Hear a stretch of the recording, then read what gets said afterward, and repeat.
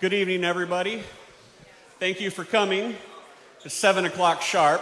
Mayor likes to start his meetings on time.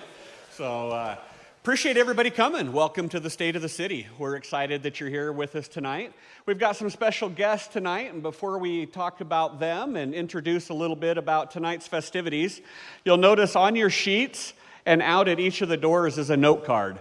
We'd love to have you, as the mayor's presenting, write down some questions for him. At the end of the presentation, we will then ask the mayor these questions live, and you can get your answers. So there is an intermission, so feel free to drop your questions off at the table on the way out, or you can go back to the city table that's back in the corner at any time and turn in your questions. So tonight, we have with us the American Heritage Girls. They comprise girls, young ladies from Eagle and Star, and they're from Troop 117. They are going to present the colors and lead us in the Pledge of Allegiance. After that, we'll be honored to have Commander Fred Webb sing the national anthem for us. And after that, he will then offer the invocation as well. And so, right now, we're going to turn this over to Ella with the American Heritage Girls.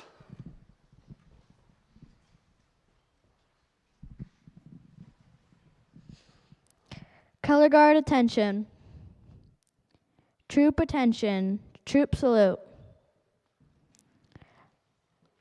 Audience, please rise. Those not in uniform, please place your right hand over your heart. Please remove your hats.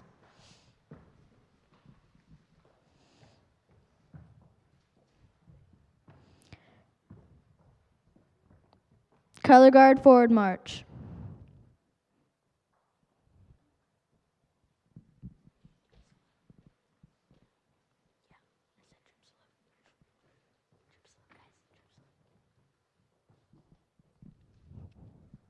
Color guard halt. Color guard advance the colors.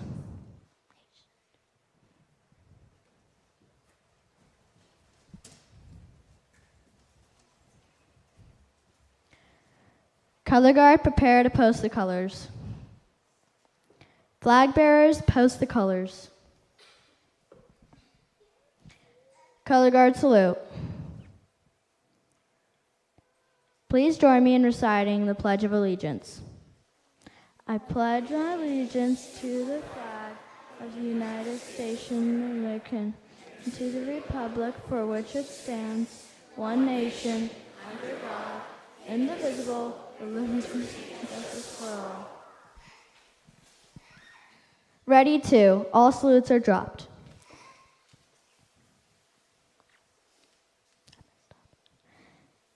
Now for the national anthem. Salute, guys, salute.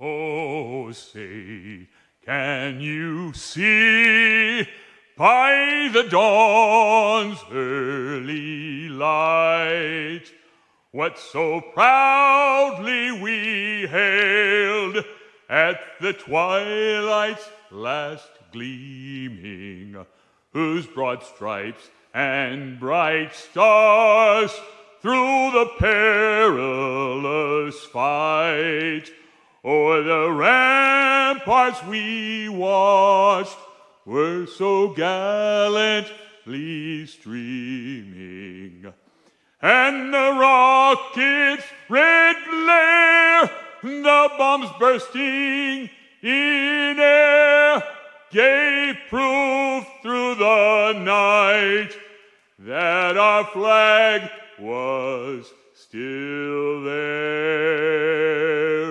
Oh, say, does that star-spangled banner yet wave o'er the land of the free and the home of the brave?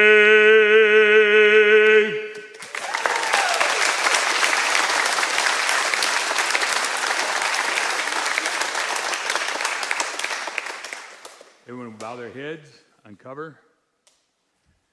Father in heaven, your word says in Matthew 5:16 that we are to glorify you. Let all men see you as a light upon the hill with your good works, that they may glorify you, our Father in heaven. And right now, Lord, I just ask that you bless this meeting. You continue to bless this city. Let the mayor and those around him, his council, be blessed as well. We thank you for the opportunity to get together to learn about the state of our city. But most of all, Lord, we just glorify you and thank you that you allow us in your presence as well. We give you thanks for that now in the name of Jesus. And all God's children said, amen.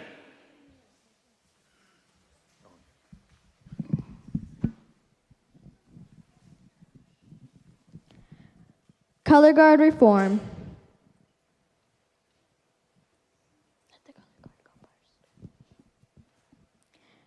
Color Guard forward march.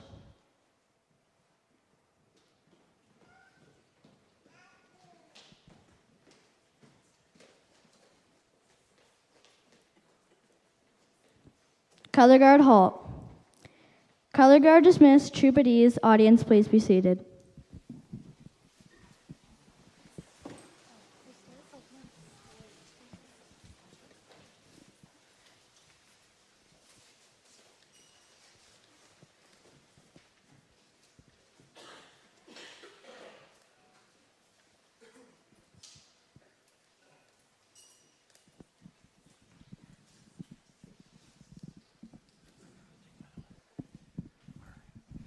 All right, thank you, Miss Ella and the American Heritage Girls. You know, I always, whenever I see these young people present the colors, and then I hear Commander Fred sing, I always get the chills.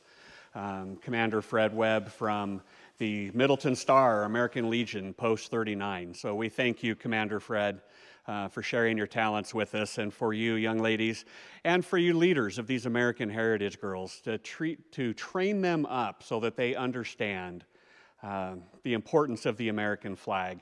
It's pretty special. So tonight, you're not here to hear me talk, so I'm not going to talk anymore, but you're here to understand what's gone on in the last year here with our great city. And let me tell you, it's been a lot. And so hopefully the mayor can get it all into about the 15 minutes that he's got planned, and then we'll be able to go home and go to bed on time. But I bet he's going to talk for a little bit longer than that. So there will be an intermission about halfway through. So make sure you write down your questions and drop them off either at the door or at the table over in the back. And I just want to take a minute before the mayor comes up, and he's probably going to get mad at me here shortly. But I want to make sure that you guys understand the kind of mayor that you have. He drives a Jeep. You can't miss him wherever he's at. Drive by City Hall most mornings at 6, and he's there. Drive by City Hall most nights at 6, and he's still there. He works tirelessly for the citizens of Star. And not only for the citizens of Star, but also the Treasure Valley. And he truly believes in the freedoms that he's going to talk about tonight. And he exemplifies that in all of his actions and everything that he does. And it's an inspiration to us at City Hall. Sometimes we wish he would work less so that we would work less, but he inspires us to work more on your behalf. And so I'm excited for the things he's going to share with us tonight. And so without further ado, I'd like to present the mayor of the great state, or the city of Star, Idaho, Mayor Trevor A. Chadwick. I'm gonna move this over. Yeah, I need that too, Ryan, for Miss Sabala. Sorry. I have so much stuff up here. Ryan, I need that microphone. Not for me, but before I get going, these beautiful ladies with American Heritage Girls are awesome. And Miss Sabala is going to come up and talk about a flag retirement ceremony real quick that she's doing on Friday, or they are all doing on Friday. But I think you're leading it up, right? So I'm going to give you the microphone. So this is like a little bit of public speaking also, right? Hi everyone, my name is Sabelle McCloskey and I'm a patriot in our local American Heritage Girls Troop. And I have put together a community flag retirement ceremony. It's going to be at Eagle Christian Church on Friday at 6:30 p.m. And we will be retiring a big flag that was flown at the Veterans Memorials in Eagle. And you guys are feel free to bring your own flags that are tattered that you would like to retire. And we will be doing a flag retirement ceremony as well. And feel free to invite your friends and family and bring a lawn chair if you'd like to sit down and enjoy the ceremony. Awesome. Very good. Well done, young lady. Cool. All right. Thank you. You can stay up here if you want, but I'm going to make you speak.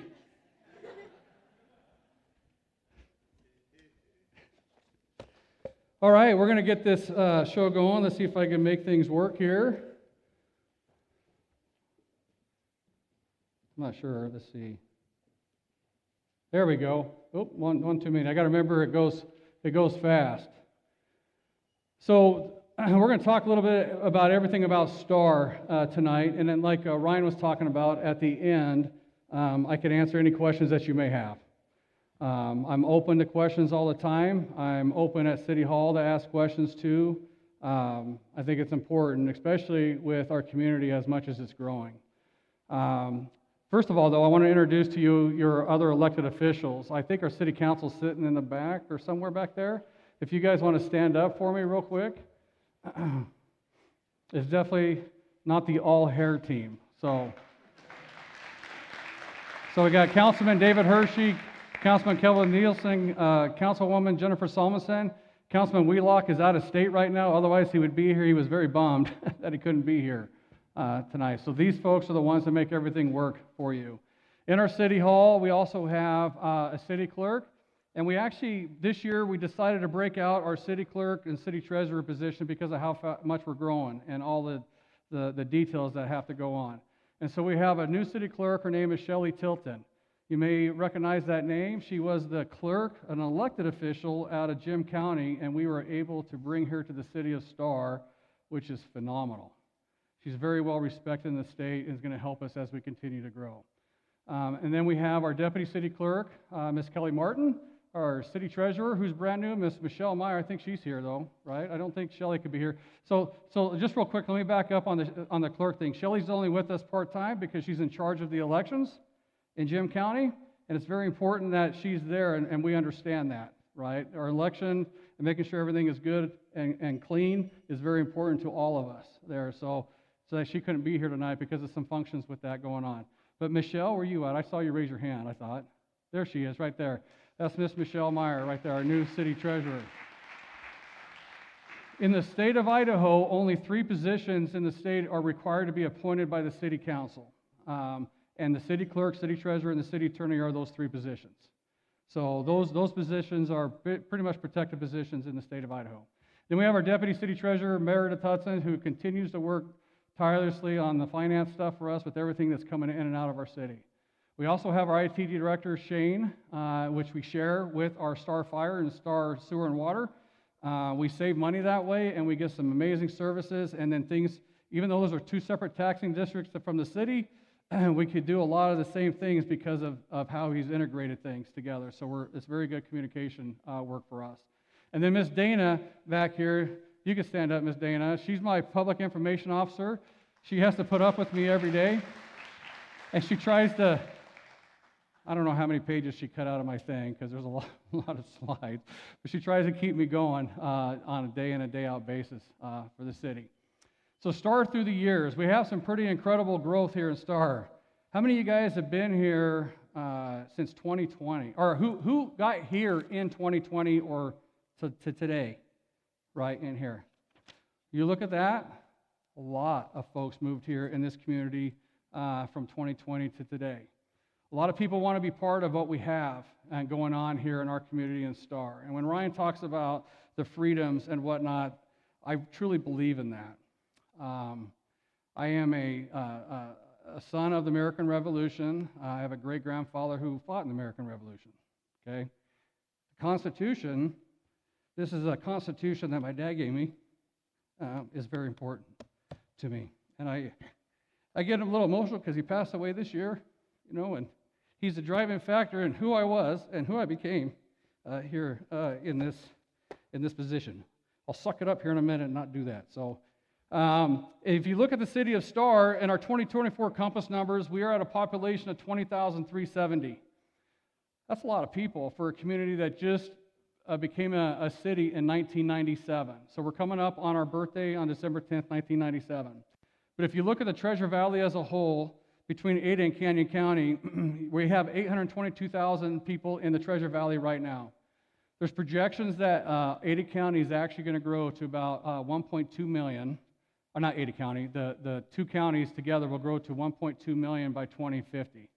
If people continue to bail out of the, I call them the cow states, California, Oregon, Washington, into our communities here, it may grow quicker than that, okay? But those are some of the numbers.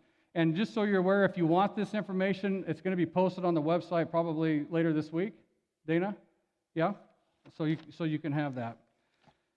Financially, as a city, we're a very strong, fiscally conservative city. We have no bond debt. We have zero debt at all as a city, and it's always been that way, which is very fantastic. State of Idaho, in fact, requires all cities to have basically no debt unless you get a bond. But I'm not a fan of bonds. I don't think bonds are necessary. I think you can find other ways to pay for things. We're going to talk about how growth is paying for growth in our community. Currently, we have about $15 million in our bank and in our investment accounts. That's pretty healthy balance for a city of our size. Okay, so it allows us to, in case there's a time, if the economy really tanks, that we are able to sustain ourselves over a period of time. Some of that money is earmarked for different projects that we have, but it's there for us, which is fantastic. We'll talk about our police.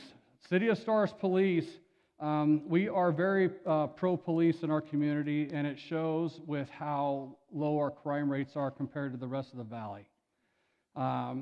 We have done some things to help increase our police by having growth help pay for that. But right now, currently in this 2025 fiscal year, which we are in, a fiscal year for cities in Idaho starts October 1st and ends September 30th. If you look at the state is different. It's July 1st, I think, is the start of the fiscal year, correct, for the state of Idaho on here. So it's a little bit different there. But we have Police Chief Zach Hessing, who's back here. You can stand up if you want. And then you can see our makeup of our different police, and we have a couple of them back here. And in fact, we brought a canine on this year, a narcotics canine. I don't know if you want to bring her up real quick so everybody can see our beautiful canine that just came to us here in the last couple weeks, maybe? Is that right? 1 week. Not even a couple. 1 week. Our canine is important for us on our teams here in Star. It was something that the City Council, myself, along with Police Chief Hessing, really worked hard on trying to figure out what was the best next step for us. And this is our canine, Miss Luna. Yeah, she looked right at me like, what? And so you're going to see her out here with Deputy Goldstein. He's actually was with our with our police right here in the city of Star, and he was selected as our canine deputy, which is fantastic, right? And so you'll see her around. I believe you're in Star too, right? So you'll see Luna floating around the city quite a bit. And our whole goal with this is, for us, it's very important to make sure that we keep our streets safe, that we keep our community safe, that we keep the drugs from infiltrating our community. This last year with the state legislature, we finally got fentanyl classified as a class 3, class 1, I can't remember, my mind went blank, narcotic, with mandatory minimums and whatnot, right? Because of the work that we're doing as deputies out here in our streets, on our state highways, we have 3 of them, we have become known as the community not to bring your drugs through, right? That's important, right? Miss Luna and Deputy Goldstein are going to be helping us with that effort with our deputies. Because of some Supreme Court rulings, our deputies can't hold people for a period of time waiting for a drug dog to come through and check. So it was important for us to have a drug dog here, so it's immediate. When these folks pull somebody over, then he's there and he can check to make certain that we don't have drugs in those vehicles. So anything we can do to help stop drugs and crime is what is important to us. We also have our school resource officer over at Star Middle School. This year, Freedom Park, which we'll talk about a little bit later, became kind of chaotic this summer. Didn't know how popular that was going to be. But the school resource officer we're going to bring on instead of him going somewhere else in the county, he's going to stay down at Freedom Park. He's going to be a deputy that's stationed there all summer long to make certain that kids and stuff from outside the community or people from outside the community aren't causing issues with the locals down there. So that's going to be fantastic. And then also we are going to be bringing on a code enforcement officer. Poor Ryan, I don't know where he went. He's back there in the back, holds many titles here, and he was our code enforcement officer. It's very hard for him to get anything done with that. So it's time for us to bring a code enforcement officer on in this next year. Okay? How do we pay for some of this? I think I hit the button. Sorry. There we go. Excuse me. How do we pay for some of this? Well, 100% of the City of Star's property tax budget goes to our policing in the City of Star. But it's a shortfall. We don't have enough out of the property tax budget to pay for that. So what we have done is we have gone and instituted mitigation fees in the development world. For every new house that's built in the City of Star, pays a fee that helps fund our police specifically. And that's something unique. No other city's doing that here in the state of Idaho right now. This is something that we're kind of been innovative on doing this, because that's how important it is for us as a community. So those mitigation fees were put in place in September of 2022. Originally it was about $1,120 mitigation fee. Recently this summer we tripled that fee. Because of the growth that we have, we're trying to make sure that we have the funding to help pay for all the police that we need. You see the new amount is $3,360. So in the fiscal year ending September 30th, we were able to collect $1.7 million in mitigation fees for the police to help pay for our police budget. Right? That's truly growth paying for itself right there. And that's what we believe. And that's what our council and our mayors have believed since the inception of our city in 1997, and we're trying to keep living that every day. Okay? And you can see that we added the one sergeant, the K9 and deputy, and one SRO. I think the K9 himself, Luna, is going to be more popular than anybody out here. Here's a few police statistics that we have dating back several years. So in 2020, you can see that we had about 9,157 calls for an average of 1,500 calls per deputy per year, and we only had 6 deputies on patrol at that time. You jumped forward to today in 2024, we have 24,000 calls with an average of 2,000 calls per deputy, and there's 12 deputies. The reason that's gone up is because of our proactive policing model that we have as a community. The reason our crime rates are down is because our officers out here are doing a fantastic job of pulling people over, visiting neighborhoods, visiting businesses, making sure that crime stays out. Does it all stay out? No, you can't be everywhere at all times, but they do a fantastic job with what they have and the resources they have. So 2,000 calls per deputy is actually down from last year when we were at 2,500 calls per deputy. So it's working, right? The things we're doing are working as far as providing the services to the community. The City of Star, this is our goals that we have established in our comprehensive plan. The City of Star is going to have 1 officer per 1,000 residents, so we can meet the following goals of our comprehensive plan. We have the proactive policing model that we put in place versus the reactive policing model, which is very important. We don't want to react to things, we want to get ahead of things here in Star. We're going to want a 4-minute or less response time on Code 3 calls. And Code 3's calls are when you hear lights and sirens, no matter where they're at, they can get to that call because that's when somebody needs to be there. Our goal is 4 minutes or less. And I think we're right around 340-ish or 50-ish, somewhere in there on average, so that's working well for us right now. And we're also looking at 18 crimes or less per 1,000 residents. So in 2023, we don't have data for 2024 right now. We won't have that till the end of the year, but in 2023, we had 19.6 crimes per 1,000, so we're a little high on that. But you know what? We're working our way down, which is great. If you look at this, you can see the surrounding, some of the surrounding communities and what their officers per 1,000 residents are, and we were able to maintain that even with the growth that we've had because of the additions that we made and the investments we have made with our building community and with our future.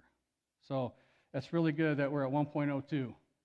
Thank goodness for the For the SRO, working this summer, I get just to the .02 on there. Okay, STAR Police. Reasons for proactive policing is to prevent crime before it happens, community engagement and relationship building. How often do you guys see the police at our schools? They're there all the time. They're communicating with our children, right? They're building those relationships so the kids know that the police are good people, right? That's very important, okay? To stop drugs and human trafficking and gangs in their tracks so it doesn't reach our neighborhoods. Anytime the police find a gang member that comes in the community, they put pressure on them. They get them out, okay? That's a good thing, right? The last thing we need is any gang connectivity here. And I'm going to just tell you right now, I'm just going to put it out there. There's been questions about Venezuelan drug gangs or gangs. We haven't had that here in this area, okay? That hasn't been, nothing's been proven with that, and definitely nothing in STAR, so you don't have to worry about that. Okay, there was a recent post of someone saying that there was a bus full of Venezuelans that were dropped off. That's not true either. That didn't happen. I don't know where that came from. So, okay. And we want to improve the overall safety and the value of the city of Star. So our police model is a contract with Ada County Sheriff's Office. It's a wonderful model. It allows. Hey, I didn't fall off, Ryan, but the remote did. They get worried about me standing like this on the edge. Thank you. Appreciate it. It's a wonderful model that we have with Ada County Sheriff's Office where they do all the HR functions. They provide us with the cars. They provide us with the deputies. The deputies are all our STAR police. They don't just roam around the different parts of the county. They're assigned to STAR police. Provide us with our chief. We have the crime lab. We have a whole array of detectives here. I mean, everything you can think of we have utilizing that model with them. If we were a standalone police department, it'd be very difficult to maintain that. You know, if we have somebody that's injured or out, they can bring in another deputy from another area to make sure that we don't have gaps, right? Which would be very hard if it was us taking care of that ourselves. So they're being an Ada County Sheriff's deputy, they're dual deputized basically. They can, because, you know, Star's a dual county city. We're in Canyon County and Ada County. And so they can make arrests in the city of Star on the Canyon County side. When they do that, they take them to Canyon County Jail in Caldwell. If they make an arrest on the Ada County side, they go to the Ada County Jail in Boise on there. Okay? We do have prosecution agreements also in both counties with the two different prosecutors. And the Canyon County side, we haven't grown a whole ton in. We have a little bit of growth, but not a lot. And so we haven't seen a whole bunch going on there, but as time goes, we'll have to pay more to that prosecuting services over there. And then these guys back here, here's our other deputies right here, guys. The three, I don't know if you guys saw them or not, but we have a thing here in Star where they get to wear cowboy hats out here. It's a specific thing, right? It's a beautiful thing. So thank you, gentlemen. Going on to the Star Fire District, we have Star Fire Chief Greg Tomisky. Excuse me on that. Then we have a Deputy Chief of Operations, Mr. Matt Anderson, Deputy Fire Chief of Health and Safety, Victor Isles. And Star Fire District was established in 1953 and covers 55 square miles. Just not the city of Star. It goes in the Canyon County, it goes in northern Canyon County, northern Ada County. It even goes up to that Valnova project that's in Eagle on the other side and goes all the way into Eagle as well. So the Star Fire District is a pretty large district. Okay? We currently have Station 51, which is our big station, over here across from Albertsons. That's where our big ladder truck and stuff is stored. We have Station 52 that's located at Kingsbury. That was a Star Fire Station out there as well. And then I don't know if you guys have seen the new one being built on Floating Feather. That's Station 55. All of that equipment and that fire station is being paid for by impact fees. Impact fees that the developers have to pay on new houses. And we'll talk about that here in a sec. So 2 battalion chiefs we have here in Star, 6 captains, 6 engineers, 9 firefighters, and 2 emergency technicians. And for those of you that are new and don't understand, our ladder truck, we were able to purchase that as a city utilizing our ARPA funds that we got from the feds to make certain that we didn't have to purchase that as a community because we did need that ladder truck, right? So we put that to good use for our community. For every new home constructed in Star, in the city, not the county, just the city, $2,152, well, the county, they do it too if they adopt the agreements, but everybody pays $2,152 towards an impact fee for a new station, okay? The impact fee cannot be used for personnel. It's only for the station and the equipment for that station, okay? So we're not allowed to use that to add per state statute for new personnel. Every commercial building pays up to $839 per 1,000 square feet for an impact fee, and that varies depending on what style of facility. What? Oh, did I not hit the button? Sorry. You gotta throw something at me. Okay. And we have 3 fire commissioners. We have Jared Moyle, Tim Murray, and Steve Martin. I don't know if any of them are here tonight. If they are, stand up. If not, that's okay. All right. Very good. And then with the joint powers agreement that we have with Middleton Fire District, we share between the 2 fire districts our administrative costs. So we save about $400,000 in administrative costs by sharing the fire chief, the chief of operations, our fire inspector, Victor, and their administration staff. So that's fantastic use of government money, or the government money, taxpayer money with the government right there. So we do a good job with that. Okay? Awesome. So Star Fire District's calls for service. Oh, it's not too bad. It looks pretty good, Dana, up there. If we're projected to have a total of 1,815 calls this year of service, 34 of them to be fire, 744 EMS, and 1,037 other.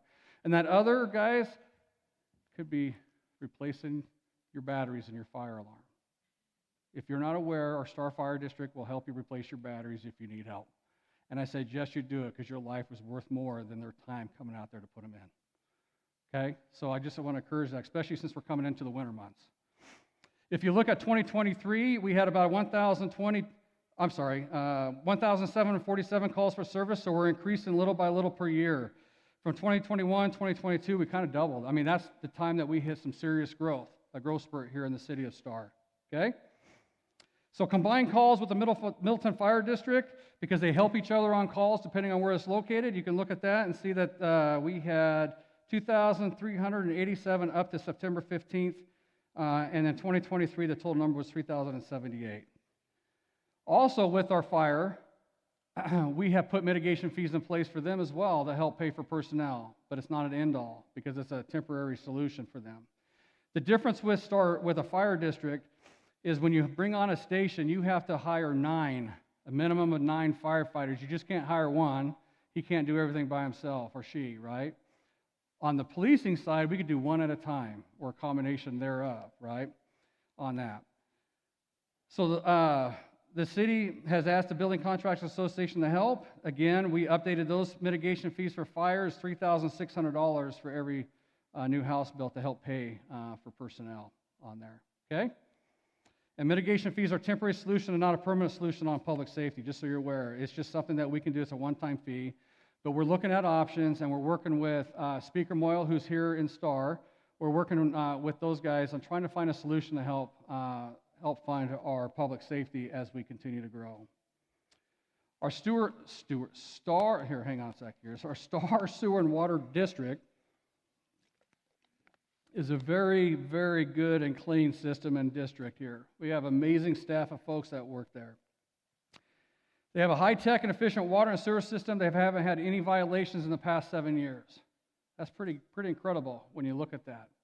Those folks there are always thinking ahead. We recently completed that $30 million sewer treatment plan upgrade that we had to do. If you guys have been here a while, those of us that remember the cost of our sewer and water, it jumped up to $79, right? That's to help fund that improvement there. We do have a Joplin Road lift station that was completed down on the south side. That's going to service everybody on the south side of our city, south of the river. And we also constructed that West Canyon lift station over by Kingsbury. I don't know if you guys have seen that lift station right off of Highway 44. That's the West Canyon that's going to service that entire area and bring all the sewage back to our plant here down the street. We also have a new well and water tank going to be built up on the bench up here off of Canada Road. That typically are about 750,000 gallon water tanks, which is going to help us because we already have I think it's 1.5 million gallons worth of water stored in a tank up in the foothills that you can't even see, right? It's not your standard that you see the old style big tanks. It's actually partway built into the mountain, the hill up here in the foothills, which is fantastic. And we have additional upgrades planned for 2026 for our sewer and water.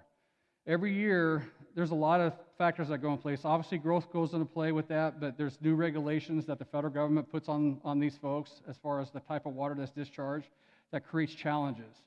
And so everybody has to always try to keep up with that and find ways to fund that.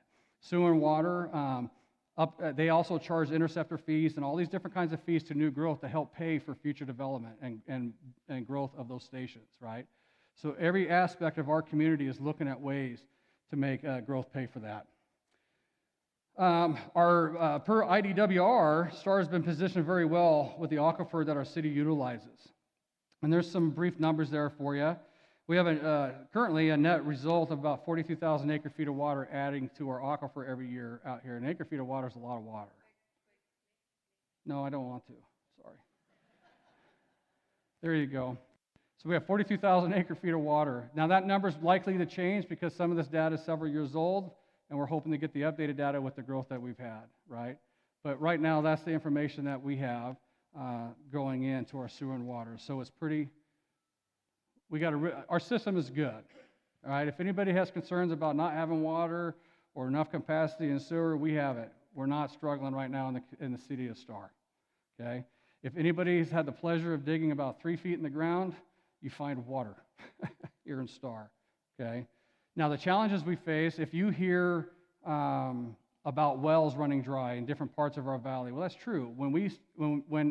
When our fields change from fields to houses, we don't have all that irrigation filling those shallow aquifers. That's a challenge, right? And so these folks that have shallow wells, you are going to hear that water issues. Our wells are municipal wells that are 300 to 600 feet deep, depending on where you're at. And those aren't shallow. There's a lot of water down there. All right, transportation. We're going to jump to that. So we have 3 different transportation entities that we have to deal with here in the city of Star. City of Star does not own or control any of the roads, just so you're aware. We battle constantly, and we're going to talk about some of these challenges that we've had. We have ITD that is responsible for the 3 state highways that go through or abut our city, Highway 16, Highway 44, and Highway 2026, okay? We have Ada County Highway District responsible for all the roads on the Ada County side of Star, and then we have Highway District 4 responsible for all the Canyon County roads on Canyon County side of Star, okay, for us. So, and that's unique. Ada County is a unique entity in itself. The ACHD is not another one like it because Boise, Meridian, Cuna, Garden City, and Eagle, none of them control any of their roads. It's all controlled by a single entity, okay? ITD, here's some stuff that's happening. I get a lot of folks ask, well, here, let's talk about the proportionate share agreement that we put in place in 2020. This is growth paying for itself again. This is something that we did, and no other city was doing it either. I think some have jumped on board because they've seen how successful it is. But we collect a fee for every new house that goes to state highway improvements that are unfunded in the city of Star. It has to stay within our city limits for Star. It doesn't go anywhere else. So that has worked out well for us. Who would have known over the last couple of years the major surpluses that we've had in our state about the investments that have taken place on our state highways? Highway 16 expansion wasn't even planned for years out. Highway 2026 expansion wasn't planned for years out. But because of those investments that the state legislature and the governor has put in place, you're seeing a lot of our state highways get done. We had just a small segment that we utilized some of those proportionate share monies that we've collected in front of Albertsons. You guys remember the construction that we had there? That helped pay for that. What we have right now is a bottleneck right here. That was supposed to be funded with ITD through a federal process to start this year. It has been pushed out to 2029. The high cost of materials and construction costs is pushing things out. This is what I need from everybody. I fight this battle daily. I'm the chairman of Compass this year, which is our regional planning. And when ITD when they brought the tip, which is to change these, as a chairman, I voted no on the change. Okay, I make sure that was recorded. Very, very important. I've been very vocal about this. Even in some of these meetings that we go to with the legislature and the District 10 and 14 folks, we even bring that up. You know, if you give me $10 million, I get that thing done. I mean, we proved that we could do it as a city when we did this. We're trying to find the money. To be fair to ITD, with some of this issue is they had to redo their environmental study and break out this segment when they had a big blow up on that side of the valley about State Highway 44. They finally got it reduced down enough to where they can split out the state highway and the 5-mile pathway that they're going to build for the Greenbelt along with that, but they still are pushing out to 2029.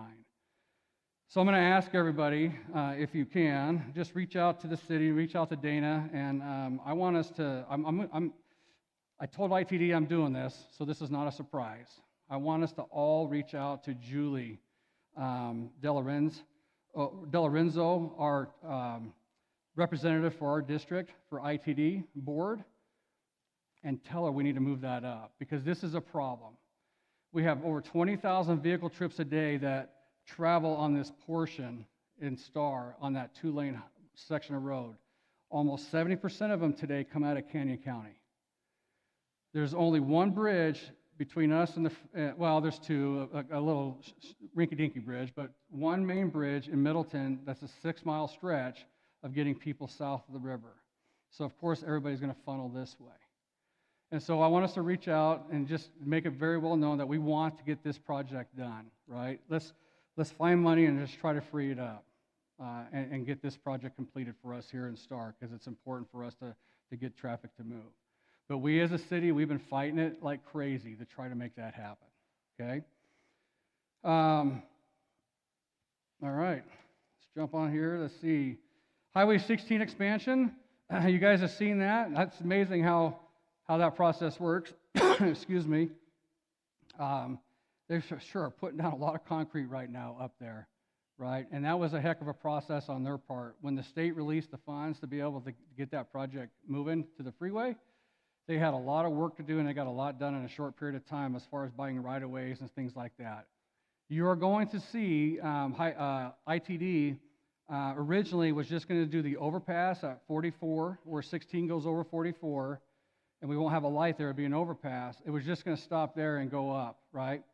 They have since decided that because of the volume of traffic coming northbound on 16, or southbound on 16, they're going to push that all the way out to Beacon Light. They're going to widen it from Beacon Light in, and then put an overpass on Floating Feather at the same time, okay? They go over into the Eagle side. So you're going to see that bid out this spring, and you'll probably start seeing some construction going on starting this spring, and it's going to take probably a year and a half for that bridge to be built, is my guess, okay? So just so everybody's aware, it's going to be a painful pinch point right there during construction, but they do a pretty good job of moving traffic if you look at Chinden and how they're building that bridge, okay? Then they have, so we talked about Highway 44, and then south of Beacon Light, actually it goes from Highway 44 to Emmett, they're updating their environmental study to start looking at the widening of the Highway 16 all the way to Emmett. So you're going to see some construction hopefully down the year, we said Highway 16 southbound wasn't going to happen in our lifetime. I won't say that now because it just depends on what happens in the state coffers to be able to free up money for things like that. But that's a pretty important project, okay? Ada County Highway District, the one on the Ada County side. Ada County maintains and improves over 5,200 center lane miles in our county. That's a lot of road work that they deal with here. Each new home built in Ada County pays $3,493 in an impact fee for projects that can be done on arterials, bridges, things like that, okay? And we have worked tirelessly to get projects on Ada County Highway District's 5-year integrated work plan. And we're going to talk about some of these projects here on there in just a minute. I see a lot of comments every time a road gets shut down. Okay, I'm going to back up a little bit. And I'm very forthcoming and honest, folks, so bear with me here a little bit. We complain about not having the infrastructure. Then they start the projects on the infrastructure, and we complain about those projects starting on the infrastructure because we're inconvenienced for a little bit. We have to understand that before any road work can get done on these major arterials in Star, their bridge work has to get done. The only time this bridge work can get done is when the water is out of those canals or when the water is lowered in those canals. because some of them they flow year-round, right? So you start seeing these projects like the one on Floating Feather that was supposed to start in November, but lo and behold, today we got the surprise that said that they had to delay it a month because of the material shortage, and they couldn't get some of the materials for that. Just understand that we have to get this bridge work done before we can get the infrastructure widened on those roads, okay? I just want to make sure everybody understands that, be very clear about that. It's a challenge for all of us, I get it. But it'll be beautiful when it's done. And I will tell you, so this last summer, when Star Road got closed, it was painful, but it was a blessing.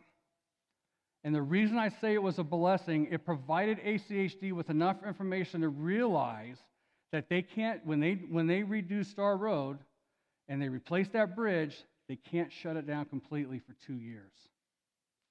You see what I'm saying? Because it won't work. And so they see what kind of pain and pinch points that's created us with all the kids going to Hawaii High School, all the families that are trying to get to work, things like that. So we're going to talk about Star Road a little bit. So originally ACHD didn't have Star Road planned to get widened or fixed until 2035 to even start thinking about it. So we've been working tirelessly with those folks, and they finally put it on their plan starting next year to do the concept studies. So we're 10 years ahead of schedule on that. And we continue to hammer them to get that done. But please understand, when they do that, there's 5 bridges they have to replace, including the massive one over the river. It's going to be painful. It's not going to be easy. But we'll all be better when it's completed to 5 lanes. Okay? So some of the projects that they have slated in their integrated 5-year work plan here, let's see. There we go. In 2025, they got some bridge maintenance programs, applying epoxy lining to several different bridges. Some of those aren't ours, but there's some epoxy lining. They have a Floating Feather Road bridge improvement that they're replacing the existing bridge and adding a pedestrian pathway, which is the one that they delayed. If we go to 2026, we have a Pollard Lane and Floating Feather Road pedestrian facilities. Over there by the middle school, by the cemetery, if you notice, we don't have any facilities on that north side or on the east and west side of Pollard to get pedestrians. They're going to work on that. And then they're going to do Star Road from 44 to Main Street. They're going to do improvements. And the improvements are pedestrian improvements, okay? Right now, we have kids and people just trying to go down Star Road with that crazy traffic going on, and they are going to actually put a pedestrian facility all the way down to the Riverwalk on that, which is a great win for us and the community to keep people safe, okay? In 2027, they have a Munger Road replacement. They got 2 bridges on Munger Road that they have to replace. Whether they do it at the same time or split it up, I don't know that yet, but that's in 2027, just so everybody's aware. In 2028 and 29, they have the Pollard Lane Bridge replacements, which is going to make it interesting during school, right? Everybody's going to be forced around those Pollard Lane replacements. If you've ever seen that bridge there by the cemetery that's got to be replaced, it's amazing that it's still standing with the amount of water that flows through that canal sometimes, right, there. And then we have the Star Road Bridge replacement over the Canyon Canal near Main Street. That's going to happen in that time frame. The 2930 projects, the Mill Creek Drive Bridge replacement is supposed to happen. And then they're planning, they haven't, they got it on the integrated 5-year work plan, which is a start, but they haven't programmed it yet until they get the bridges done, but they're going to have the widening of Floating Feather happen. And then Star Road widening from 44 to 26 in the future. We just talked about that. And then at Palmer Lane and State Street intersection over down here on Palmer, past Eagle Christian Church. I just got these, I haven't worn glasses in a long time. I just got these on last night. So I'm not used to this. This is kind of weird. But that Palmer Lane, we've been working very hard. We've been very instrumental in working with 5 different entities to try to get that signal in place. So the folks over there in those developments, the church folks, the folks north of the highway can actually get out on the road safely. And so ITD the city of Star Wars is going to take the lead. I said, listen, we'll take the lead on it. We'll get it done. and they finally, ITD said, well, we're going to take care of it with ACHD, but all of us are going to work together on this project. And they're going to they started the design work on it. They got a little bit of right-of-way to purchase for that. And then soon we'll see that intersection lighted there so people can get out safely over at that area, okay? So that's a good thing. All right. Then we have Highway District 4. We deal with Highway District 4 on the Canyon County side. Several years ago, we approved at the City Council the impact fee agreement. Every new house on the Canyon County side in Star pays $5,050 impact fee for highway improvements, okay? So again, growth has helped paying for growth. Right here is a map that kind of shows you the different projects that they have slated on the Star side over there. I would encourage you to take a look at that. As they get funding for these through the impact fee program and other programs that they utilize, then you'll start seeing some of that happen there as well. But the big thing, guys, write ITD for me. Tell your neighbors. I know we can get energized. Oh, where's several of you I know could get energized in here to do that, to help us out. All right, schools. This is always a challenge for our community out here. Our schools are actually over capacity now in Star. Can you believe that? Right? Star Elementary School is about 79 students over capacity right now, and that's not all the kids in Star. All the kids south of Highway 44 up to Main Street get bussed out of Star into Eagle to a school. Being part of the West Ada School District, the big district, they can adjust boundaries as necessary. I've been working with Dr. Bub, and thanks to Speaker Moyle and his team on providing some money to the schools, Dr. Bub's going to utilize some of that money next year to build another elementary school in Star. So we're going to get one here coming, okay? So that's a good thing. That elementary school is going to happen up by the middle school. The school district owns 100 acres of land up there for another high school and stuff like that as well. So that's going to help with our capacity issues there. Star Middle School this year, finally, first year ever that they actually hit their capacity. Owyhee High School, which all the kids south of, on the Ada County side, south of Beacon Light, go to Owyhee. All the kids on the Canyon County side go to Middleton School District. And all the kids on north of Beacon Light on the Ada County side go to Eagle High School. Okay, Eagle High School is under capacity right now. Owyhee High School is over capacity. I'm assuming sometime they're going to make this adjustment to boundaries on that again and shift kids around. But the big thing for us right now is that West Ada School District is committed to that our school is going to be the first elementary school built with some of that funding out here. And they're redesigning it. It won't look like your normal school because we've been making this push saying you have to look at the way you're building these things and make them more. You look at some of these charter schools, they could build so much cheaper and it's the same learning and sometimes better, right? And so they're working hard to make those changes so we can get that done. If you look at this page right here, this is the master plan up by the Star Middle School that kind of shows you the high school, the technical school, the elementary school, the ball fields, all that kind of stuff. At some point, the City of Star is actually going to have a Friday Night Lights opportunity, right? Yes, I know Elena loves that process. Some of the cool things that we have done to help kids get to the Star Middle School is the council and I went out after a grant from the state. The state was providing funds for safe routes to schools, and we were able to get a grant to help pay for a pathway. We did about 1,400 feet of 10-foot wide sidewalk to get from Floating Feather to the middle school to help kids get off the roadway.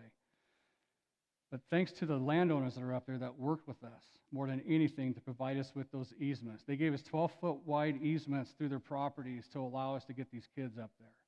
So that's a great thing where we have the collaborative efforts of us, the state, and the citizens on trying to make certain our kids and stuff are safe getting to school.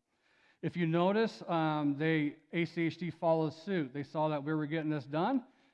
They came outside of any programming and put up those hawk lights over there for the pedestrian crossings at that pathway and also on Floating Feather and at the entrance into the middle school. For those of you that live by that, we're trying, if the lights are still, it was a joke there for a minute. When they first energized the ones up off of Pollard, good Lord, man, it was brighter than the sun. It was so bright that the lights on the top were. And we got them to tone those down a little bit and put some shades on them to help alleviate some of that problem. So that was a good win for us to get that pathway done for our kids. When we get into these utilities, people always ask, how are our utilities doing? Well, Idaho Power can deliver enough power for the city of Star. There's no issues with that. The only challenges that we have had in recent years because of COVID is the ability to get transformers and meters. But they're working through those processes to make sure that they have them on stock. They have a 10-year regional electrical plan utilizing the various comprehensive plans around the valley. Every 2 years, they review that, and then they update the 20-year integrated resource plan that they have. And they're telling me that they have no foreseeable issues in the future for power supply for our community out here. So that's a good thing, right? Especially with the growth that we've seen. Intermountain Gas does the same thing. Every 2 years, they complete a resource study planning out 5 years, and they have no foreseeable future issues with our gas supply if you utilize natural gas for your heating and whatnot, okay? When we look at other utilities here in the community, we have fiber and internet. We continue to work on a citywide fiber network that we're not going to own. Eagle's trying to own it. I don't believe in that. I think the free market should take care of itself there. But we can put things in place, like the council and I have done, to make certain that new developments that are built provide the conduits in there so this fiber can get ran as they come down the streets, right? Because that's a challenge for us as a community. You know, some of this, what we've done, the state at that time, back during the COVID years, was providing grants for fiber, and we ran stuff to our parks. If you guys have an issue, I know some communities in Star cannot get internet, and they have a hard time with the cellular network. If you go down to Hunters Creek Park or the River Freedom Park, you can actually get free Wi-Fi right there to do your work or whatever you may need to do. So that's available there. In 2023, we ran fiber to the Star Police Station, Star Fire Station, and Star Rec Building down the street across from Albertsons. And so that just continues. And the school district, West Ada, was able to get a grant to run fiber to all their schools. And so we're starting to get this network of fiber running through our community that people are going to be able to get on. So we are, can you believe this? We're at the break right now. Let's just take like a real quick 5-minute break if you guys want, and then we'll come back and finish this up. There are those cards, guys. Please get some questions back there to the table so we can answer some questions for you when you guys come back. So we'll do 5 minutes. Thank you.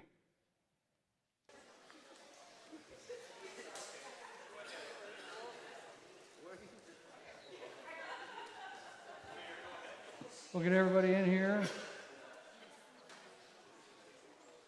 If you can hear me out in the hallway there, if you want to come in, we're going to get going. Real quick, I forgot something very important.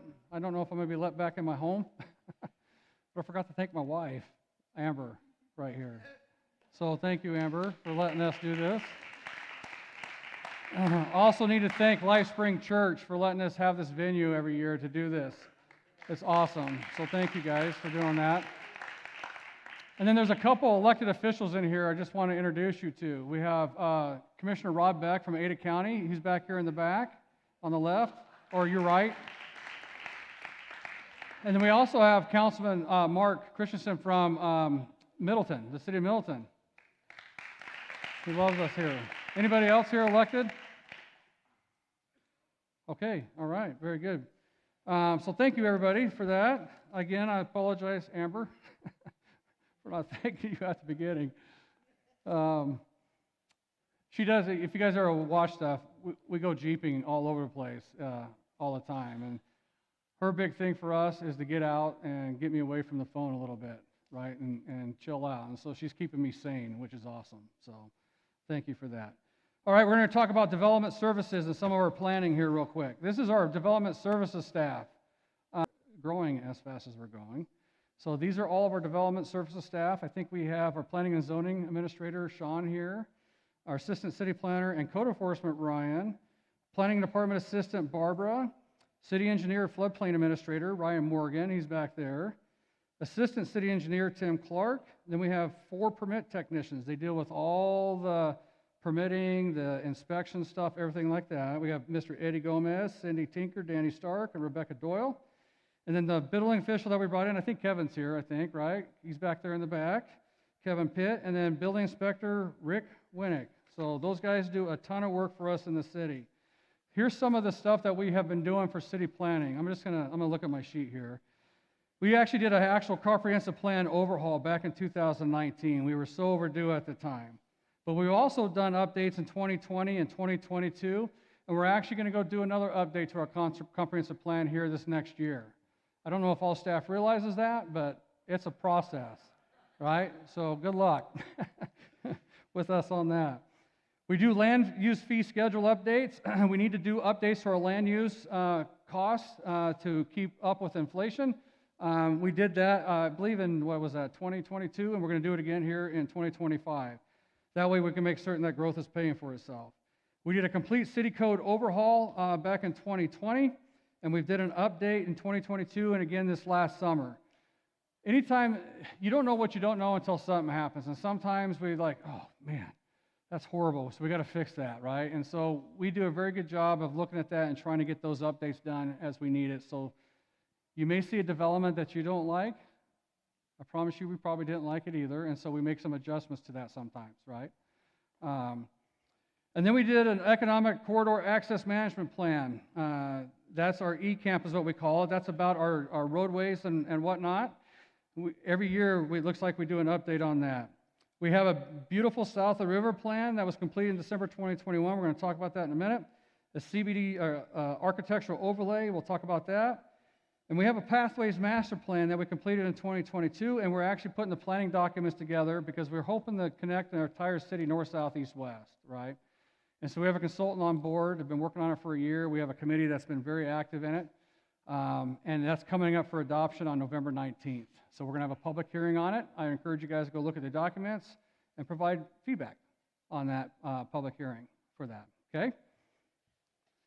Awesome. So here's our comprehensive plan. If anybody ever wants to know, this is where we plan to grow as a city of Star. Everybody doesn't like growth, but you got to have a plan for that growth. If you look on the northern side of that, I think that's kind of yellowish, maybe green. Several years ago, we adjusted our comprehensive plan to reduce the density in that area, which is all the foothills area, right? 1 unit to an acre, 1 unit to 2 acres, 1 unit to 5 acres. It just depends on where it's at up there. We also reduced the density, almost all of Star, to 3 units per acre. We knocked almost 40% of our densities out of our comprehensive plan in most of our areas. With the quick growth that we've seen, we have to make quick adjustments sometimes. You can't, sometimes we're the product of our own demise a little bit. If you're just put your head in the sand and just follow the plan, and when you have incredible growth, you are just outpacing everything that's going to be able to service that, right? If it was to grow over a 20-year period of time instead of a 5-year period of time or a 4-year period of time, we could have probably handled that. So we knocked down our densities down in most of our areas here in the city of Star. You can look at all of these maps at staridaho.org/maps, okay? And this map, if you look at the different little codes up there, you can't see it. It's very garbagey up here on that. Sorry about that. But you can go on our website and look, and it kind of gives you an idea where we plan on our commercial, where we plan on our central business district, where we plan on industrial, where we plan on parks and whatnot out there, okay? This is our South of the River plan. This is a project that we did, like I said, back in 2020, 2021 timeframe. It's very important for us to plan this area. It was our opportunity as a community to master plan it and say what we want it to look like. My hope was always that the ranchers and farmers keep their cattle, all that stuff out there. But the reality is when money talks, sometimes that doesn't happen. And so we wanted to make certain that this was a pretty unique area for our community of Star. So we put this plan together. We actually have many aspects of this plan taking shape with housing and commercial and whatnot down there. So you can see this on our website. This is a South of the River plan. It's a beautiful plan that we have. And it's got more open space requirements than we have in our standard plan in the city and things like that. So, and then we go, this is the economic corridor, the E-Camp. Just call it E-Camp. It's too many words, right? It's our E-Camp map. And this provides you with a master plan for the city on all the road districts to kind of follow for us. And if you see some of those dashed lines, those are our future plan roads. Like for instance, we want to connect Floating Feather from Munger to Canada, right? So we show that in our plan. We even want to take it even further west, all the way to Kingsbury, so we show that in our plan, okay? We have connections on the northern side. We have connections on the southern side that we want to add. And so it's very important for us to have this all information together so these road departments understand what our community is looking for some major roadways. Then you have the city planning, city planning. The Pathway Master Plan, this is a plan that committee, our Transportation and Pathways Committee, worked really hard on to put together that spawned the additional work to create the actual plan. So this kind of gives you an idea of what we're looking at north and south. If you see that big green area up there, that's BLM land. We are in the process, for those of you that live up in the Hillsdale area, you've probably seen people out there, but we're in the process of surveying all that BLM land up there so we can annex that into the city of Star. It's important for us to annex that land for several reasons. One, we want to create an array of equestrian trails, people trails, bike trails, things like that on that 1,400 acres, nearly 1,400 acres up there. Two, we can work really hard on getting some grants and whatnot to turn that sheetgrass back into the native grasses and the sagebrush and the buckbrush and the bitterbrush that we need that is more fire-wise. And then three, I have a goal and a plan to protect the community up there. These fires are stupid that we're seeing that are running, right? Mouth is dry. I almost can't talk. So I want to see us put in an array of water networks up there along the edge to protect the folks of Hillsdale, to protect the folks of Willowbrook, and protect the folks in those other areas up there. So that if a fire does roar, we can crank up the water and just flood that area and prevent it from hitting those houses. I mean, to me, it's not rocket science, but it's something that we want to work on to make certain that we can protect those folks up there. But those trailways and the pathways would be awesome. Let's move on to our sports and recreation. We have an incredible sports and recreation program here in Star. Our sports and recreation director, we hold many hats in the city of Star. I don't know if you noticed, we are very lean and mean, I guess, in our staff. We're not very fat. Ryan holds too many titles sometimes, but he's also our sports and recreation director. Our sports coordinator is Ron Weston, and then our recreation coordinator and grant writer is Annie. So we put her through some classes to help us with grants, and she's been very successful in getting grants for our different programs here in our community. It's been awesome. We hire teen staff during the summer and adult staff. We hire 62 of our teens in our community to work for us during the summer. That's fantastic. And if you don't realize, all their pay is paid through the programming itself, nothing else, which is awesome, right? We also have 6 adult staff. And we also have tons of volunteers and instructors, coaches, and referees that make everything happen out here. In our sports programming, they're responsible for the various youth and adult sports programs, including soccer, football, futsal, baseball, volleyball, softball, pickleball, cornhole, etc. Yep, cornhole's a sport. So we do have that out there. Our recreation side, they have various youth and adult recreation programming, including art classes, kids' summer camps. Those things are so popular. Those summer camps have become a blessing for many parents, believe it or not, during the summer when their kids are out of school, because it provides an opportunity for these kids to come and work with other kids and learn new things while the parents can go to work, right, without the really expensive size of daycare. We have health and exercise classes, baking camps, outdoor educational classes, archery, and our before and after school programming that Annie and team have put together has been amazing. And we're going to talk about one of the success stories, if I could spit that out here later. Here's some participants by the numbers. This incredible number of kids and adults participating in our activities in our community. Our youth sports programming has about 2,100 participants. That's a lot for a community of our size. Our adult sports programming, about 410. That's those of us that think that we're still athletic, that we try to get out there and do stuff. I actually pulled a muscle doing that. That was foolish. Then we have adult fitness programming, and this is awesome. We have fit and fall classes, Tai Chi, different things like that different age groups get involved with for their health. And we have youth camps and special events. 4,200 participants in that. Crazy. That's a crazy number of kids participating. Baking camps. Staff goes out there, and myself or the police chief or the fire chief, we actually go out there when they do baking camps, and we're the guinea pigs. We test it. See who the winner is. We've all survived, so that's a good thing.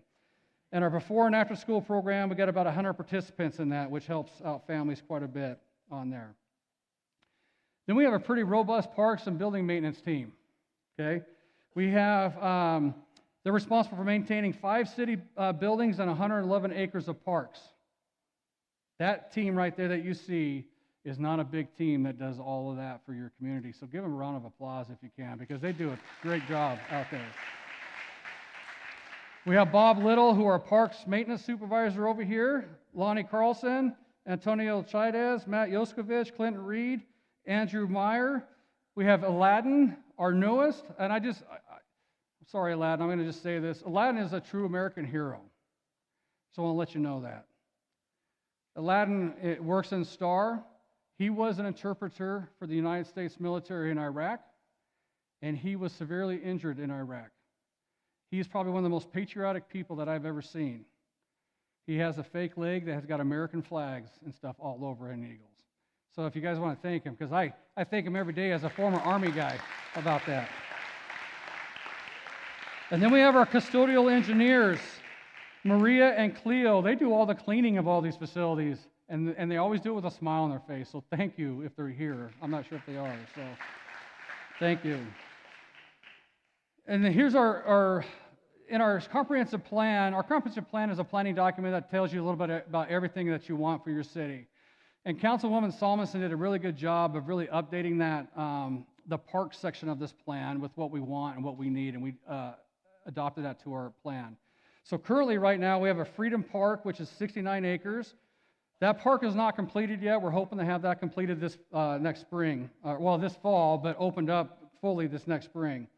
We have our Hunter Creek Sports Complex, which is probably the more patriotic, more than anything. If you remember, 4th of July is always there. We have fireworks. We have all the beautiful stuff over there. And an 80-foot flag, right, pole with a beautiful 20 by 30-foot flag, okay? And please, I just want to say this too. I do get sometimes, when the wind really whips, some of those flags get torn up a little bit. Bear with us as we work on that. Sometimes we get some angry people because it's, and I appreciate the fact that we're angry, but you notice we got a small staff. If they don't see it right away, just let us know and we'll get it fixed, right? It's beautiful. And then she'll retire them if we can't fix them anymore, but we can get them fixed, right? We have West Point Park and we have Blake Park that are there, and then the Riverwalk Park and the River House Park, where the River House is at, and then Pavilion Park, folks. That Pavilion Park has turned into a beautiful little park for us. It's got our pickleball, our dog park, our basketball court, splash pad, and we're going to talk a little bit about I'll just talk about it now. We'll skip the slide. I had several parents reach out to me about Hunters Creek's playground and told me I need to do better. I didn't understand what that meant. And sitting down with these folks, come to find out that when I thought that was an ADA, an accessible playground, it truly wasn't. Not for everybody. And so I sat down and met with these parents and tried to find out, okay, what does that mean? And they told me, you got kids that are in wheelchairs that don't have the same abilities as others that can't use half the stuff, probably 90% of that over there, right?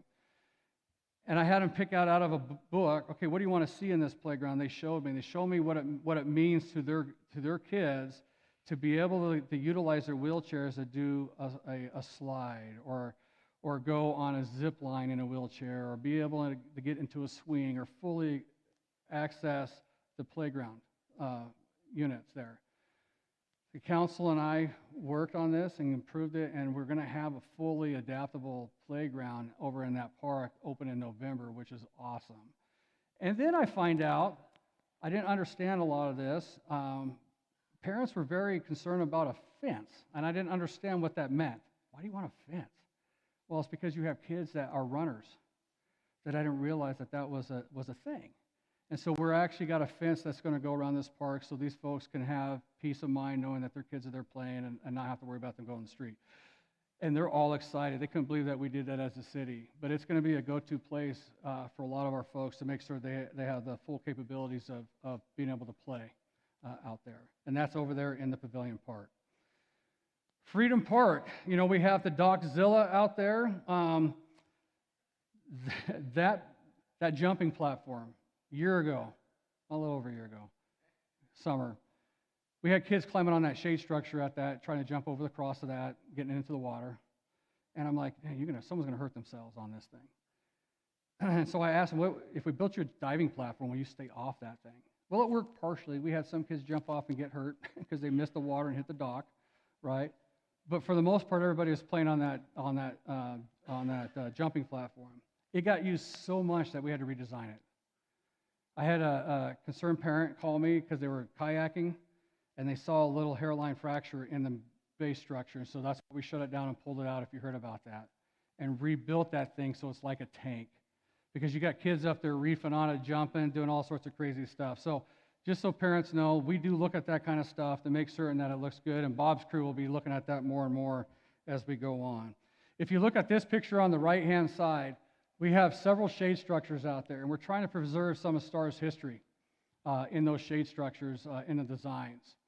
This one here shows the old schoolhouse with kids playing and the folks working the field. But we also have one that shows the old fire station. We have one that shows Star Merc and the old Bobby Jean's building when it was called, well, it was an old trolley station, right? So we're trying to preserve some of that history in some of the work that we have here in our community. So if you ever get a chance, walk out there and take a look at that. Freedom Park is a beautiful park. It was a collaborated effort. It started in 2006 when the developer of Heron River, I think it's 4, 5, or 6, it's a long time ago, was going to make that a park. Originally, it was going to be sports fields. That would have been a disaster, I think, if that was sports fields over there for that neighborhood. But as time went, as they elevated that development out of the floodplain, they dug these ponds in that park, which actually has been a benefit for us. The developer of that community put $500,000 towards this project, and the city is fronting the rest of the bill for it. But we have 69 acres of city park space that's going to have Frisbee golf out there. You see the grass is growing and it's beautiful. We got 10-foot wide pathways all the way around it. If everybody wants to know what that cul-de-sac looking thing, people actually called me, thought we were building houses around that back there in the back, but it's a fire turnaround. We got to be able to have a place for our fire trucks to turn around if they ever have to respond out that way. Or it could be a helicopter landing pad. It doesn't matter. It's a big circle out on that side. And it's awesome to see all the people and the families utilizing that. We're also at this park, we're the first ones in the state to do this. With all that investment money that the state has put forward in doing bridge replacements and stuff in the state of Idaho, we are actually the first recipients of a grant to take one of the old bridges, historical bridges, and utilize it in this park over our slough. So you're going to see some work, and you'll see a bridge move from Horseshoe Bend that was built in 1904 over there that we're going to utilize, which is really going to be cool. I don't know when you guys graduate high school. When do you graduate high school? You probably have pictures taken over there, is my guess, because it's beautiful, right? It's going to look like, it looks like kind of like an old railroad style bridge over there. So you're going to see that this fall happening there. The dock is awesome. We have fish that get stocked in there by the fishing game about 6 times a year. And we stock fish for one of our big programs in the fall or in the spring with our police fishing rodeo, right? We'll have 6, 7, 8 pound trout in there for kids to try to catch at that time frame, which is beautiful. Here's our pavilion park. We kind of talked about this one already. Oh, did I? You're right there. Turned into a beautiful place for our community out there. And then our future parks. These are some parks that we'll be working on over time. We have Quail Ridge Park, which is walking trails in the foothills off of Wing Road. It's about 50 acres. Roselands Park is grass and irrigation we plan for to go in 2025 with additional amenities in 2026. It's about 7.3 acres. That's a school ground site that the school is not going to be built on for a long time. They probably may not ever build on it because I don't think it's a big enough footprint for them. And so we got a 50-year deal with them to put a park in that place with the hopes of being able to purchase that from the school district in the future. And then we have Boot Hill Park is what we're calling it, over by the cemetery. It's right next to that pathway. It's going to be about 10 acres of park space of grass, so we can do some more soccer and things like that over there. And then we have the Community Recreation Center that keeps getting asked about. Again, I'm not a favor of bonds, so I keep going out and talking to folks that are got a little bit of money in their pocket to see if they'll donate it. So if you know anybody or if you have money in your pocket today, I'd be more than happy to start building that building if you got it. So, okay? And that's something that's desperately needed in our community because we need some indoor space. As these schools continue to get used and are cash strapped, we had an issue when I was gone hunting where the school district notified our staff that they're going to charge us, I think it's like $18,000 a quarter to utilize their space. And I'm like, well, wait a minute. And up there in the mountains, I called Dr. Bub and got an agreement in place that we're not having to pay anything. But there's going to come a point where we'll probably have to pay, so it'll be better for us to have our own facility for these things. And then this right here kind of shows you the different parks that we have on there, if you want to look at that. Perfect. Property taxes and valuations. Let's talk a little bit about that for STAR. So we have an assessed value in our community on the Ada County side. I have a hard time getting the data from the Canyon County side, but on the Ada County side, we have a $4.1 billion total assessed value in the city of STAR. That is a lot of money if you think about our community, $4.1 billion. Of that, the taxable value on that is $3.5 billion, meaning that there's different monies that come out of that between your homeowner's exemption and things like that that reduces that taxable value. Our cities in Ada County is about 5,300 acres, and we have about 10,000 total parcels. We levy this year, this new fiscal year, we're levying only $2 million as a city on that $3.5 billion value. So that's very little money that we levy. So that $2 million all goes to the police. Plus, we have those mitigation fees to make up the rest of that contract for the police, okay? So we average about, let's see, I looked down, $56 per 100,000 in taxable value for the city of STAR, okay? And that's just our taxing district. You may have 10 other taxing districts or 11 other taxing districts, depending on where you live in the city of STAR, that also levy money towards that. When you look at our comparison on our valuations between residential and commercial, you can see in 2024, about $3.7 billion of that value was residential, and $336 million was commercial, and $130 million was either agricultural or other. And that chart, you can kind of look at that from 2019 and see how that has changed over the years, and you can see some big jumps, right? The values of STAR used to be called the armpit of Ada County. It used to be the lowest value properties. Our first house that Amber and I built was like $97,000 back in 1999. You know, you can't even find that. You can't even think about just the land itself being $97,000 anymore here in the city of STAR. So we've created something that's beautiful in STAR as far as where people want to be, right? So if you look at this next one, I lost a page. What did I do here? Sorry about that. Hang on a sec. Shouldn't let the mayor operate this thing, right? Okay, property taxes. So STAR is going to levy $2 million. 100% of ours, we say, pays for the police. If this is a property tax comparison that I do based on population, if you look at that with our population, and it's based off of last year's numbers because we don't have everything finalized. We don't have the data for everybody's property taxes. But if you look at it, we average about $91.69 per person in the city of STAR in property taxes. If you go to the city of Boise, it's about $717 per person. So we're very fiscally responsible as a city. We have left a lot of money on the table in what's called foregone on taxes that we haven't taken, about $640,000 worth that's not been taxed towards the city, citizens. Or $663,000 in foregone. And so that kind of gives you an idea of where we stand with our peers out here.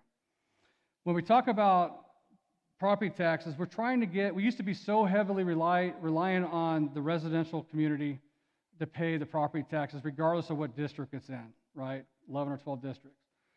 So we've been working diligently to try to get commercial businesses into our community to help alleviate some of that property tax burden from the residential side.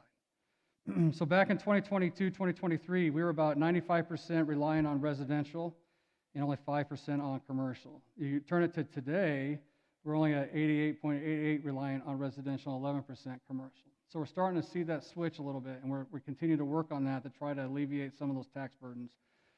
Between what we're doing and what the state continues to do, that tax burden shift is happening there a little bit.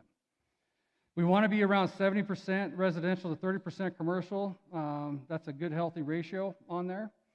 And so when we're talking about the commercial side of this, bringing commercial to Star.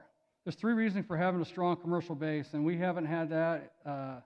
Obviously, we're a new city, bedroom community. Our identity is changing, and we want to get those businesses to come in. We want to reduce the property tax burden on the residential properties. It creates jobs and opportunities, and it enhances our local services so you don't have to travel too far outside of Star. Our roads are enough pain to get through to some of those other commercial areas. So bringing that here to Star is wonderful. Now, the joke used to be we have too many pizza places. The new joke is, why in the world do we have so many banks? That's the new joke. But guess what? Everybody uses a bank. Financial institutions are an important aspect of our community. Financial institutions provide opportunities for people to get lending, to build these commercial facilities, lending for their homes, provide opportunities for people to work, right? We still need financial places.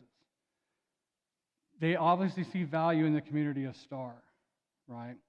And so we are seeing those banks finally make that investment. Forever, we couldn't get a bank to even sniff in Star except for the one that was I think it was called Idaho First Bank, I think it was. Idaho Independent Bank, which is now First Interstate Bank. Idaho Independent Bank was our original, our OG here, right? But now we have all these different banking institutions that find value in our community because our community is growing and it's important, right? So we do have, here's a listing of several of the businesses that are coming.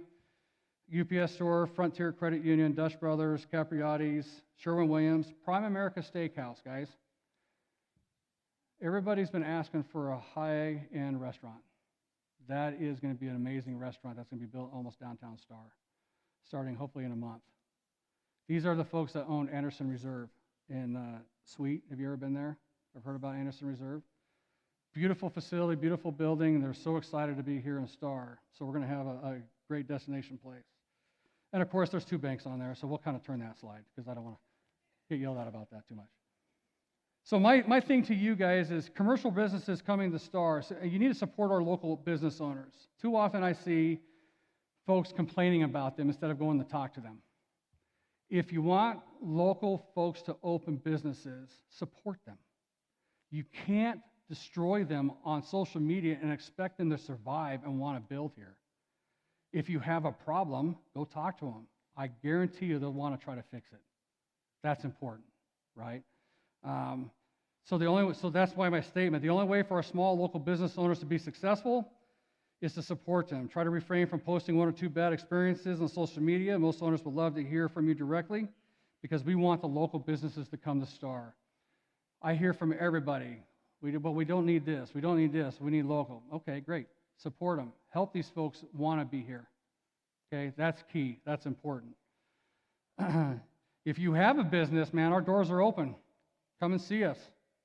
You know, there's several success stories. Chris Todd back here, community citizen here, chamber president.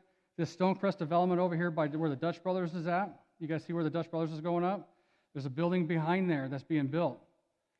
He's working hard to get businesses in that thing. He's got 8 different businesses coming in. 2 of them are local Star businesses that are expanding. 3 of them are brand new local businesses, and other 3 are businesses from outside the area that are more the, I don't know if they're chain or whatever they are. But that's 5 local businesses going into that facility. So it's important that we support that and provide the opportunities for these local businesses to come in. So thank you, Chris, for doing that. And you guys, I encourage you, support them so we can get them here. And hey, stand up, Mike, since he decided to show up. So he was at a different event, so I don't mean to bag on him. He had another event. So this is our Speaker of the House. If you don't know, Speaker of the House, Mike Moyle. You know, you got a lot of stuff happening in Star, and Mike makes a lot of the wheels turn there, right? You try anyway. You try on that. So very good. All right, so let's see here. This is just another breakdown on here, talking about that. Currently, I have about 15 businesses in various stages of planning or construction. Honestly, I think several businesses are going to turn things loose come November 5th after the election because I think things are going to change, and I think people are going to, and for good reason. People are holding back money. They're concerned, right? And I think things are going to break free at that point. Okay? All right. Volunteer committees. We have several volunteer committees in STAR. The Mayor's Youth Council, the Transportation and Pathways, Beautification, Hometown Celebration, our Historical Committee. Our Historical Committee has been doing a fantastic job. Dude, I did it again. I'm going to have to pull out $1 every time you do that. Thank you. Our Historical Committee has been doing a great job of getting oral histories of some of our most senior citizens that are from STAR and families. It's important for us to retain that history and never forget that identity of who we are, right? Very important. There's going to be, they reached out, Annie helped them write a grant, get a grant put out there. I think it's the Idaho 250 thing or whatever that is, to try to continue doing these oral histories and put this all together so when we finally get a museum at some point, people can listen to the actual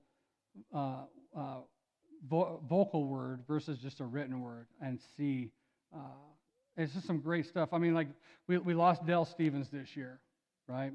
You know, Dell, longtime family here. We were thankful enough to get him to do an oral history, and it's great to have that, you know. So I'm excited about that project. Our Hometown Celebration Committee does amazing things.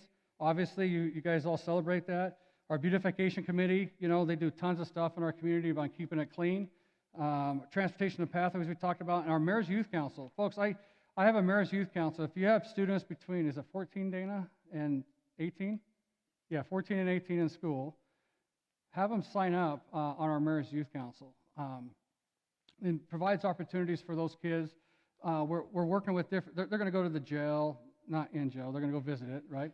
They're going to go to jail, they're going to go to the landfill, they're going to see the sewer and treatment plant, they're going to see all the various aspects. We brought them 1 year to the legislature when they were in session, you know, and Lieutenant Governor Becky and Speaker Moyle were kind enough to talk to these folks over there, and it made their day, honestly. You know, and those are going to be our future leaders, right? And so we're doing different things with these kids to try to foster that growth for our communities, because those are the kids that are going to be leading us in the future.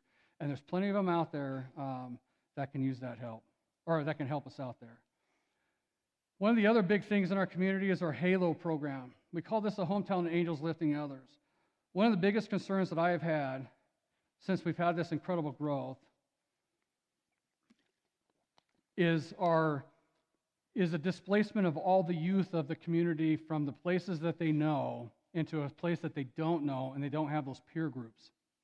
Mental health is a big challenge that we have, and this is our way of tackling some of that, utilizing this program. You may have seen things from Dana and Annie posted online about me looking like the bald guy with a goatee jumping off the diving platform, right? You know, I mean, they superimposed my head on some crazy characters, and that's okay. I don't care, all right? But it's our way of reaching out to these kids, and we get anywhere from 14 to 20 kids. Just last night we had 14 kids there, and we carved pumpkins with them. And it's great to see them creating these little peer groups now and coming back. I mean, kids are coming back. They're bringing friends. Kids that were very quiet at the very beginning are very open now. You got kids that are homeschooled today that they have their own little peer groups, but not a lot, right? Like you do in a public school. So these kids are in there intermingling and learning from each other. And so that HALO program has been very good. And it's made up of city staff, police, and fire. It's a place where Star shines as we lift each other up with initiatives like HALO team meetups, stress coaching, our Veterans Java Brigade. We have the Java Brigade the last Friday of every single month. We meet down at the River House with any of the veterans, my fellow veterans out there. And it's just a time for us to get together, regardless of your age, right? And just show that we have that support there. And sometimes we bring in different speakers that can help them out if they're struggling, and that works out well. We also have a new flagpole program. I was able to work with Lowe's. God, that would have been bad. Almost said the other guy. Lowe's to help us reduce the cost. Originally, I was purchasing and getting these things myself, the flagpole kits, to make sure every veteran in our community is able to put a flagpole in their yard with a flag, right? So we have this flagpole program where you can make a donation. Mayor doesn't pay very much, guys. I can't continue to do that, right? But you can make a donation for that and help help a veteran get a flagpole in their yard. A lot of them want it. And our Mayor's Youth Council are kids that are putting those flagpoles in for those veterans, which is awesome, right? It's getting that youth and that veteran commitment together. And then we have the Helping Heroes Christmas that our police and our fire are very involved with, where we help help citizens out, families out at Christmas time, where you guys have made donations and stuff like that, and we'll wrap the presents, and kids come out to the River House, they do a party for the families, and then the police, myself, and some council and firefighters will all go deliver these things to their houses, and stuff like that. It's a really cool program for us to do. So that's a beautiful, beautiful program. Here's an example. You see that paint with me? That's Trevor Ross right there. If I had hair like that, we'd be in trouble out here. Here's our Stars and Stripes for veterans. We have our Veterans Potato Feed and our Helping Heroes. Just a couple of programs that we have right there. So a couple final thoughts that I just want to talk about here, and then we'll ask some questions here. And I put this in every year. We may come from various teams with our own goals, but at the end of the day, we're all citizens of this great city of Star, working together to make Star the best place to live, work, and play. We have got so many people with so many different unique backgrounds and identities and ideas in our community that we can all work together to foster that. But we just got to remember two things. Let's never forget the good Lord in the Bible, and never forget our Constitution right here, right? Very important to protect that here in our community. And Star equals community, and I say Star is always, I don't say it. I've been told this many times, that by different officials in different areas, Star is built different. And we truly are built different, right? We are built different because we love our country. We may complain and get in arguments with each other. We may not agree on everything, but don't let that 10% of disagreement ever destroy the very fabric of our community, right? Keep it strong, and we'll continue to grow properly and wisely. Our council, they take a lot of heat for a lot of things. Thank them every once in a while. That goes a long ways, right? Because these guys are citizens of the community as well. We may not always agree, but we'll all win at the end of the day. All right. Are we doing this now? Beautiful. Okay, Mayor. So I have this program called the Mayor Rising Star Award. So we got 3. Are you shy? Maybe? Okay. We have 3 youth in our community that we're going to give an award to over here. I believe they're right here, right? Let me grab those real quick. For doing some awesome stuff for our community. We're all about our youth and creating an environment where our kids can thrive and prosper and hopefully bring back what they learn in life right there and make our community even better. So our first one is going to go to Anderson Smith, right? So you could come up here.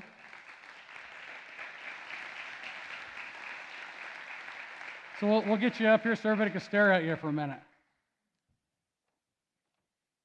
Ready? Oh, nice pen, too. I like that. Nice job. Anderson Smith is being honored with the Rising Star Award in recognition of his hard work, dedication, and commitment to the community through our Recreation Department. Anderson Smith has worked for the City of Star Recreation for 3 years. He is a junior at a Waihee High School who plays rugby, and you love Starbursts, right? Beautiful. Hey, I got to take these off. I can't read with those on. He started off as a baking camp counselor who helped our youth during the summer gain confidence in the kitchen. His willingness to learn new skills and mentor the youth has made a significant impact, especially during summer camps and our before and after school programs, where he quickly became a favorite counselor. Anderson's positive influence and leadership have made him an invaluable role model, inspiring both his team peers and the children he works with. Anderson is funny. This is one after-school student said this. Have you seen this? Oh, you have. Did you write it? Oh, okay, good. Anderson is funny and loves to play with us. We like to beat him at basketball. Well, you tell him you're a rugby player anyway. You can't play basketball. Anderson is one of the first who volunteered to work extra shifts and has become one of the lead counselors of our programs. So congratulations, Mr. Anderson, and thank you, sir, for doing what you do for our community right there. Awesome. Thank you. You know what? Hang on. You want to say anything? Not a single thing. Thank you, Miss Annie. Thank you, sir. Our second one, Bear Winiger.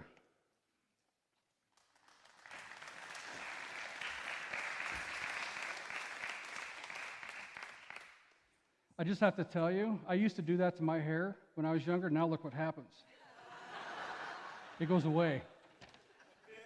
So Bear is being honored with the Rising Star Award for his exceptional sectional leader. Give me just a second here. Sorry about that.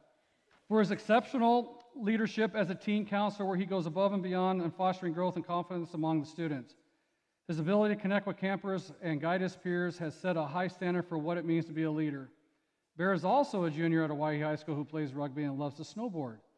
He has only worked for the program for 1 year, but quickly became a lead counselor to his positive attitude and willingness to do whatever it takes to make the program fun and positive. He consistently demonstrates patience, empathy, and responsibility, creating a positive environment that encourages younger teens to step out of their comfort zones and embrace new challenges.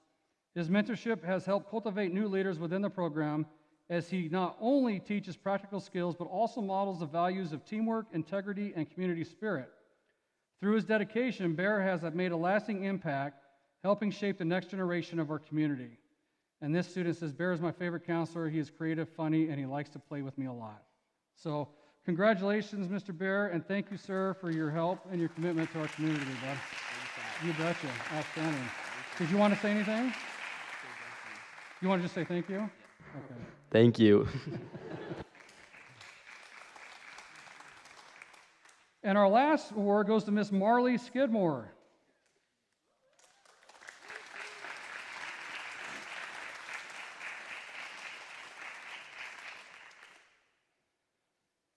Oh my goodness, I forget about you.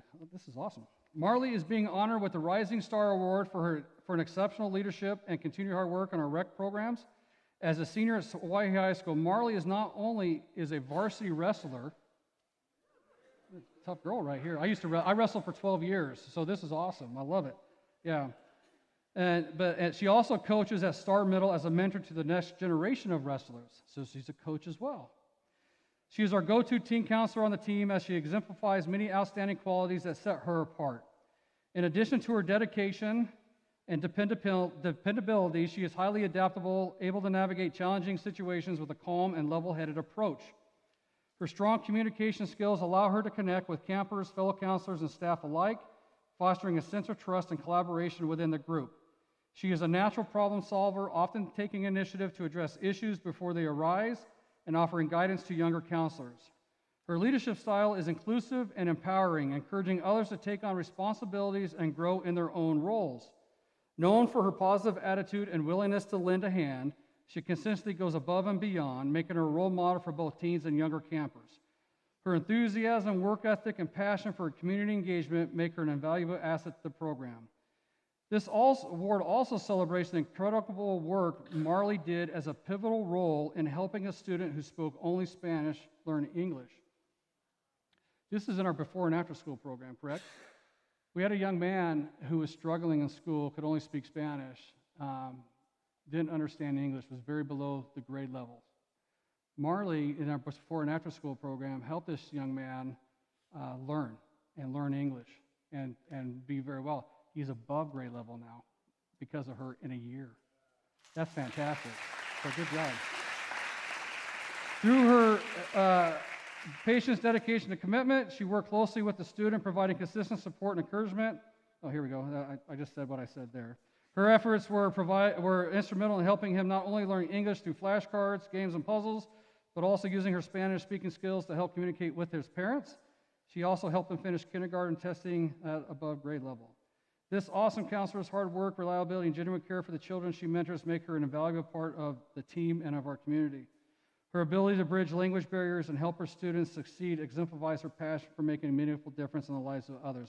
And not only she's a tough girl being a wrestler, so that's fantastic. So congratulations, Ms. Marley. Thank you so much for all your work here for the community. Do you want to say anything? Do you want to say thank you also? Oh, sorry. Thank you, Annie. So when does wrestling start? All right, we have to go out and watch Marley and cheer her on as a community. That'd be fantastic, right? Thank you. Before we get to the question and answer session, folks, I just want to make sure everybody's aware, if you haven't heard, election's in 2 weeks from today. Very important that we get out and vote. Educate yourself on everybody and get out and vote. We do have the mobile voting stations coming to STAR on October 30th, 31st, and November 1st. So some folks have voted early, and that's our chance here in STAR if you haven't gone somewhere else. Oh, I don't need that. I got a microphone on my face here. So, all right, Ryan. So we're going to answer some questions here, I believe, right? I think. Or do you want that? So if you wrote down some questions on there, we'll answer some questions. We'll try to. Yeah, we got to be quick. Mayor Anderson Bear and Marley's teachers called and said they need to go to bed. That's all right. It's late. So Good job, by the way, for those 3 youth of our community, man. Yeah, That's what it means. they're fantastic. Yep. Hey, this one's the one that's been on everybody's mind, Mr. Mayor, so I'm going to ask it first. How much weight have you lost? Oh, so, well, thanks. I've lost 69 pounds since January this year. So, but I don't know if the food is more expensive or buying all the freaking new clothes that you have to buy is more expensive. One of the two. So. That's an actual question right there. All right. Hey, this is a pretty good question. What can you talk just a minute? The question is, what's in place to keep the pond at Freedom Park clean? So Okay, just take yeah, that's a great quick question. second. So that's a question that comes up often. So the pond at Freedom Park, the ponds, we actually test them during the summer every week. And the results are posted online under our park so people are aware. I think we test for E. coli is what the DEQ says we have to test for. That water is constantly circulating underground. It's replacing itself because of the groundwater. It's a groundwater-fed pond. But also we have fountains in that pond, both bubblers in the water and above, that help circulate that water in there. We haven't had any issues. In fact, when there was a concern, I think some folks this summer were saying they were getting sick from the pond. So we stepped up and we had DEQ come out and take a look. And they said, there's nothing wrong with your pond. Your pond is the cleanest that we've seen in the valley, which is fantastic, right? So we got good water out there. So I hope that answers that question. That's a great answer, Mr. Mayor. This one's near and dear to my heart. I think you have an answer on it. Can we get lights at Hunters Creek baseball fields? Yeah, maybe. It's going to be an interesting discussion amongst the citizens and the council on whether we put lights there, because no doubt the lights will impact neighbors possibly, depending on the style we get. So there's a chance for that, so we can do programming later in this evening in the fall, right? So. The other part of that question talks about some changes to the field. I'll make sure, whoever asked that question, I'll make sure that those get done. So, hey, can you talk about the timeline for the signal at Palmer and 44? Yeah, so that we talked about that briefly tonight. ITD, I talked to them yesterday a little bit more about that. They are starting the design phase right now. We're hoping that that signal gets put in this next year at Palmer and Highway 44. But there is some right-of-way that has to be purchased on that, and that sometimes takes a little while depending on who the landowner is. A lot of questions about cars that drive too fast in the subdivisions, and everybody wants speed bumps. Talk about speed bumps and why they're not on every road. So speed bumps, the challenge we have with speed bumps, not everybody wants speed bumps. I can tell you that right now. I know the fire district absolutely hates the speed bumps. Even though they build them like these cushions that are a little bit wider, inevitably the fire trucks will hit them, and it blows out their springs and whatnot in their vehicle because they're carrying all that water, right? Also, speed bumps, the ones on Main Street seem to have become a thing for some people to see how fast they can go over them and how far they can go off of them. I'm sure our auto body shops here, our mechanical shops, probably love those folks because they break the undercarriage of their vehicles. Speed bumps are good in some areas, but they're not good in all areas, and that's something that has to be, that's going to have to be, your neighbors are going to have to want to do that. You're going to have to reach out to ACHD on that to see if you want to put that in, okay? Or Highway District 4 in Canyon County. Yeah. One of your favorite topics, do the impact fees paid to ACHD stay in STAR? No. No, this is a problem that we continue to fight and continue to battle with ACHD. The problem right now, and it's being televised, I don't care, but the problem we have right now is some of our ACHD commissioners are so focused on this pedestrian thing in downtown Boise that a lot of our fees are being pushed into other areas. That's a battle that we've been having with them and trying to get them to change how they utilize that. In my opinion, impact fees should be utilized for actual vehicle or transportation issues only, because that's the biggest issue that we have, and then go after grants and things like that to go fix the other stuff. I know your speaker here has been working with Joe Palmer a little bit on some legislation that may change a little bit of how that works.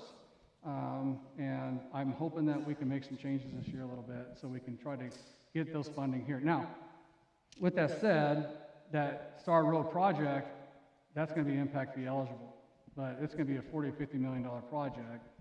If we can ever get that thing going, we'll get some money back on that. Some of these bridge replacements, you'll see some of that impact fees being utilized there too. Not all of them, but some of it. So it's a challenge. I mean, this is a battle that I know Councilman Nielsen and I, from years ago, when it was just him and I were on the council in Hershey, and then Jennifer getting on board, and David and them have been trying to get ACHD to focus those fees here in Star to help us widen this, or change your thoughts and ideas. Because I don't know if you guys look at on Floating Feather, you'll see that we have a new development go in. You have a sidewalk, a detached sidewalk, landscaping, and then you got about 10 feet of gravel, and then you got the roadway, right? And then 10 feet of gravel. I always say, have them build that section out now instead of me waiting 10 years down the road to freaking get the impact fees for that, right? Let's do that today, because then eventually we're going to connect all that together, or there's a smaller section that we have to do and it's an easier project to get done, right? So those are some of the challenges that we have right there with those impact fees. Now, I will tell you on the Highway District side, on Canyon Highway District 4, they're focused on utilizing the impact fees they collect in the regions on that plan that I showed you on there. For our community. So the ones that we get collected in the river areas will be utilized in those areas. This one, I'm going to ask you to give the Reader's Digest or the Cliff Notes for the answer, but you lots of cards complimenting how we're able to expand our police and fire, and then the question is, how are we going to cover their cost after year one when we collect the mitigation fee? So it's going to be an ongoing thing. So the collecting the money, that's why we triple those mitigation fees. So it's going to be an ongoing thing where we're going to, our property tax budget only go up a maximum of 8% with growth, right? So that's about $150,000, $160,000. $160,000 it costs for a police officer. You know, we're working with Speaker Moyle and stuff to try to figure out ways to help public safety be whole and being able to pay that in the long term. And I have some ideas for that. I don't want to talk about them yet because we got to vet them all out, but I've been talking with different folks on how we can try to get that done. While making sure, because we all have the same goal. The legislature had the same goal of keeping money in your pocket through property tax, but we have the same goal too, but we also have the responsibility of providing public safety in our community, right? And I think that's, in my opinion, in the entire state of Idaho, 100% of the property taxes that are collected should only go to public safety and not to anything else within the city. Because that way, at least your public safety is being dealt with, right? The other stuff can be done with sales tax revenue sharing or whatever if you need that. But there's some challenges, and we're working through that, and I think we'll get some solutions going here soon. There's a lot of different people in play for that. Right, Mike? Or Speaker, sorry. Right, Speaker? Yep. All right, I'm going to ask you, so I'm just going to make the announcement. We have a lot of questions we're not going to be able to get to tonight, so we will answer them. Some of them our police will answer, some our fire will answer, and we'll post them online. Hey, talk to the microphone, though. No one can hear you. Can you hear me now? There you go. Yeah. Sorry. We'll answer all the questions we can't get to tonight, and we'll post them online at the city website. We'll get those done just as quick as we can. Most of these other ones are fairly in-depth, I think, to what the answer is going to call. So I don't know if you want to answer. Yeah, ask it. Well, we still have a video that Dana worked really hard on that I I want to make sure we answer show. At least one of them. I'm okay with that. All right, here we go. Here's one of them. The City Council approves a lot of development agreements. After approval and during the process, what oversight does City have of the agreement? Great question. The development agreements, if you're not aware, we have development agreements in every project that we have out there since we started that. I think since Sean got on board. Is Sean still here? I don't know if he's still here. But since Sean got on board as our planning and zoning administrator, these development agreements list out the rules of being able to build. You know, whether it's, do we want a single-story house here by this house, right? Do we want a certain number of amenities in there? Do we make any exceptions or waivers or whatnot? So anytime a development agreement is placed on a property, when that development comes in, when at the planning stages, or at the construction stages, our staff takes a look at that and looks at the development agreement and makes sure everything's being followed that's required for that, right? Some developments, we require them to provide us with land for a school or land for a fire station in the future, right? That's all laid out in that development agreement. So at a certain time, when that plat gets finalized on those land transfers, that's when the land transfers over to that entity. And so our staff are the ones that actually follow those through and take a look at that on that. Now, somebody could come and try to modify their development agreement, but I don't think the council's too keen on doing that because that was the agreed upon terms when they decided to come and build in the city. All right, I'll end on this one and then we can watch the video. This actual question, I'm not making this up, and I don't know if you're willing to answer or not, but the question is, are you running for re-election in the city of Star? Well, I just did last year. I need to get through the next 3. It depends. Okay, yes. Yep, thank you. All right. So, guys, thank you so much for coming out and listening to this for the city of Star. We do have a video, I guess, that Dana has put together on here, just a 2-minute video kind of showing the different stuff that we have going on Star. I'll be here to answer some other questions if you have that, and I do appreciate that. This is posted online. And at any time, our doors are open to ask questions for. I'm pretty accessible to everybody, sometimes at the detriment of my staff. I have to learn not to tell you yes that we can do all that. We have to sit back a little bit and make certain that we can do some of those things. So please reach out to me if you have a challenge or a question on anything. I'm open to that. So thank you so much. You're going to play that now? There's just little different things that we have going on here in our community. Hey, we're out there on 9/11 on the flag. Hey, pause that for a minute. I want to bring that up. Sorry, Dana. You're going to, it's more questions. Hey, next 9/11, I would love to see 50 people out there standing on the street waving flags with us in the morning at 6 o'clock out there in front of Ridley. So I just challenge you, everybody, just remember that. Come out there with us to do that. How come you put me in all those pictures?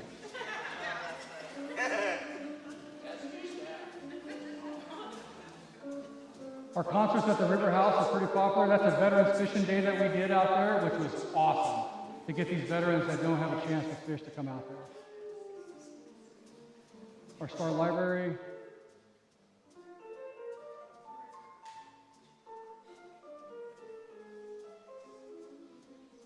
And you guys have noticed that SWAT vehicle is stationed here in Star. Fantastic. Was that me in a fish suit? Oh, good Lord. We do a Star Scholarship.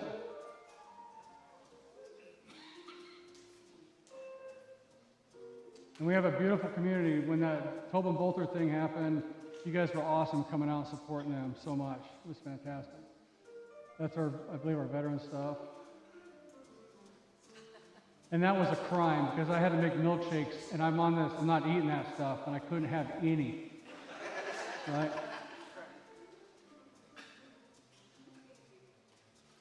And that's my wife. She always closes her eyes with pictures. And you post those. We have some great upcoming events coming up. This is at delivering those things.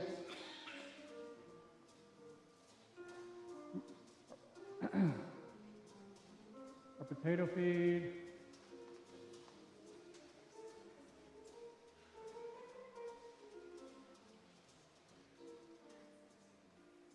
Hank. If you ever talk to Hank, he's awesome. You can always go at 3 o'clock in the morning if you want to. He's at the Sewer and Water Department. Always happy to speak. And I do my own ironing, just so you're aware.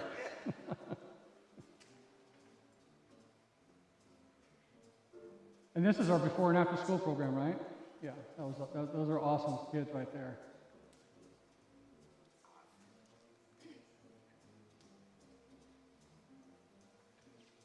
And our Veterans Day Parade. So, guys, thank you so much for coming. We truly appreciate you. Ask us any questions, like I said, and we'll do anything we can. And thank you to the American Heritage Girls again for coming out and doing that. I love those girls coming. So, thank you.